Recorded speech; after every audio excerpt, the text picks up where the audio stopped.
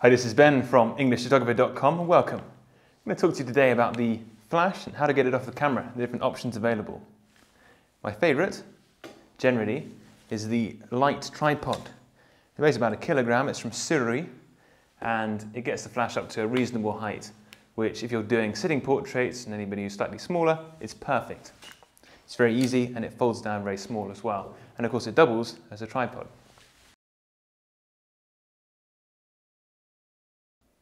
And then next, we have the Monopod. I recommend getting a large monopod and a strong metal one, carbon fibre if you can, that's going to get it off the camera nice and high and allow you to actually boom it above your subject. So if you look at people like Annie Leibovitz, she uses a voice-activated light stand, that's somebody carrying the monopod, and that's going to get the flash above the subject, and it's also going to give you a lot of control, allows you to actually keep it where you want it. Of course, you do need an assistant for this. You can use it just by yourself, but of course it's a bit tricky. The next option, and probably the one you're used to, is a light stand. And they have smaller light stands. I found this quite flimsy. This is a normal, large light stand. That's going to get the flash nice and high off the camera, much higher than the smaller tripod on the monopod can do, but it's also going to be obviously much bulkier to carry and inconvenient if you're flying. One option that I really love is the large tripod. Now this is a real beast, it's from Monopod. It comes up to about over my head, up this high roughly. So with a larger modifier like a 70 centimeter Pixel beauty dish, it's not so good on a smaller light stand because it's obviously going to wave around and it's going to possibly break the stand or fly away. So with this tripod, it weighs a great deal and that's going to mean that it's nice and stable. You can also hang your bag from it as well, and of course you can use it as a tripod. So if I'm using a larger modifier like a beauty dish or even a large umbrella, this is what I'm going to be using. Now, if you have a look at the really top professional photographers, unless they're using a voice-activated light stand, a boom with an assistant holding it, then they're generally going to be using a Sentry stand, a C stand. Now these are very old design, they're from Hollywood, and they are very, very durable, they last a long time, but they're also very hefty. They're great for the lights, and unlike the normal light stands that some photographers use, the leg actually moves up and down, one of the legs, so that you can position it on uneven ground. That's very useful. It has also a boom that comes with it.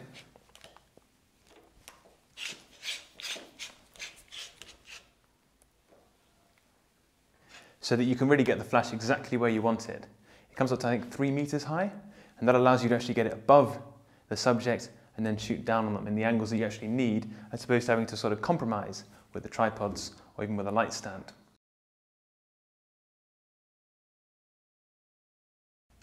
We all know the attraction of good gear, but it still took me a while to actually invest in one of these. I'm glad to have done so. They are expensive, more expensive than a light stand that you might find quite cheaply on eBay. But I found that the more work I was doing, the more the normal light stands I might be using would get thrown around and broken. And therefore it's actually costing me more to keep replacing them. This, I think, is going to probably outlast me. It's really very tough. It's also very hefty. And one of the legs moves around, but the other two aren't going to. So it's also quite difficult if you're traveling, especially you'd have to check it in if you're flying. I was looking around for different options. I considered importing one from China, where they also make them, but having been stung several times with the import taxes and actually paying more than I would have paid here, then that wasn't an option this time. I looked around for suppliers in Europe, and the one that I found was Pixel, who've also reviewed their umbrella, which I really enjoy, the 180 centimeter umbrella for lighting rooms. I haven't actually seen many other C stands. I haven't worked as a grip in Hollywood, but this one seems to be very well made. The handles aren't metal like I've seen in some of the other photographs of them. They've got this nice plastic coating which feels very, very tough. It's also got this bit of foam which helps when you're moving it around, especially when it's cold. And on either side of the boom you've got the 3/8, which is the normal sort of thing that goes into a ball head, and the 1/4 inch connection. That's the one that goes into the bottom of your camera. What I also use is the Godox AD360 flash, that's got the 1/4 inch connection, so I can actually get the flash directly on the boom, get it above, especially with a smaller modifier. That works quite well. Otherwise, I use the Godox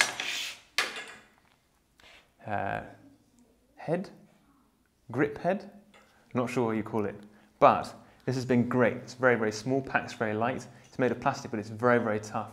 And this, combined with the Pixapro C-stand, is a winning combination. So back to the beach, where we're going to look a bit closer at the light stand, the C-stand. And here I have it set up with diving weights, a small bracket that I actually bought from eBay that clips onto the main C-stand and allows me to use a second flash as a fill light. Here is my ex-army pouch, waterproof, a very good solution, and of course the color checker to make sure the colors are accurate. And there we are, the Godox bracket and the Pixapro 70cm beauty dish with a grid. There's the stand itself, and the ability to lift one of the legs up independently allows me to put it in places where otherwise a light stand wouldn't work, and you need to use that heavy, huge tripod. And there's a shooting location, and then cut frame to another one. Excuse me. I don't want to hear that. In the forest with that beast. What are you doing?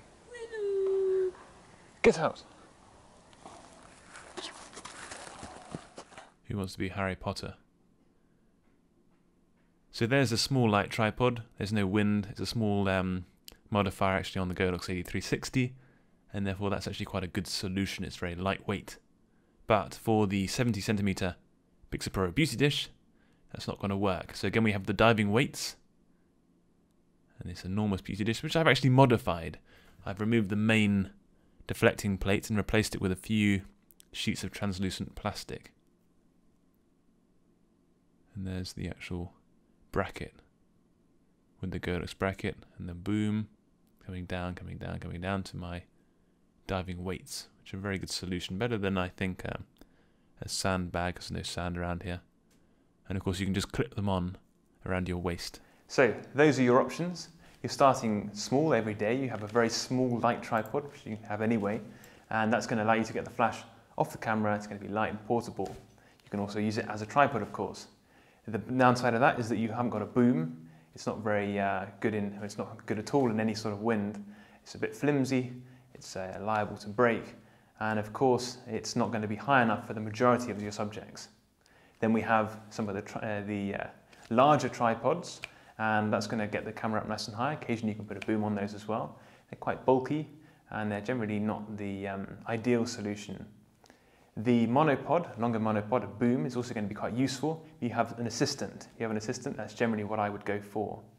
When you're working alone and when you've got several lights, you either use a normal light stand, and then you have to actually be concerned about the durability of them, and also the portability and the ability to actually get it level on uneven ground. That's a bit of a trick.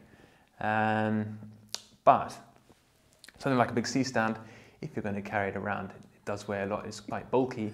They are a really good solution, and I recommend them. Any questions? Please let me know. And for future video topics, please post your questions in the comments. Thanks so much.